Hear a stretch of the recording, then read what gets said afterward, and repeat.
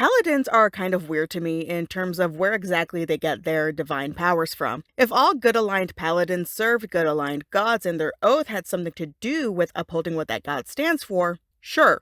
I can see how they would have access to smites and spells that do radiant damage, but you lose me at paladins that still get access to radiant damage when their oath is tied to an ideal or a goal. If a paladin swears an oath to an evil god, should they still get radiant spells?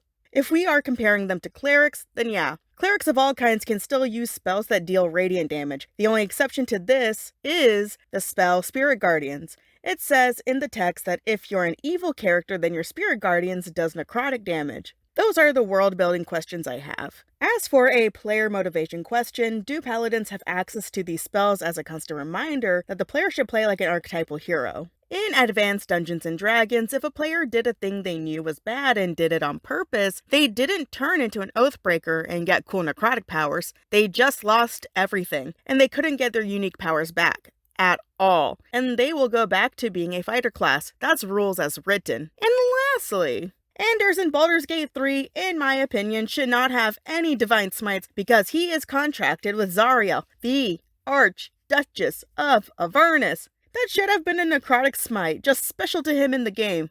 You know, for flavor. Anyways, if it were up to me, I'd make paladins a bit more customizable as a class. Like clerics and warlocks, there's just so much environmental storytelling to be had with someone who made a sincere vow their motivation to go on an adventure. And yes, I know there is a bunch of homebrew out there, but I want to keep the conversation within the realm of material published by TSR and now Wizards of the Coast. Anyways, thanks for watching and keep doing what you love and have a magical day. Bye-bye.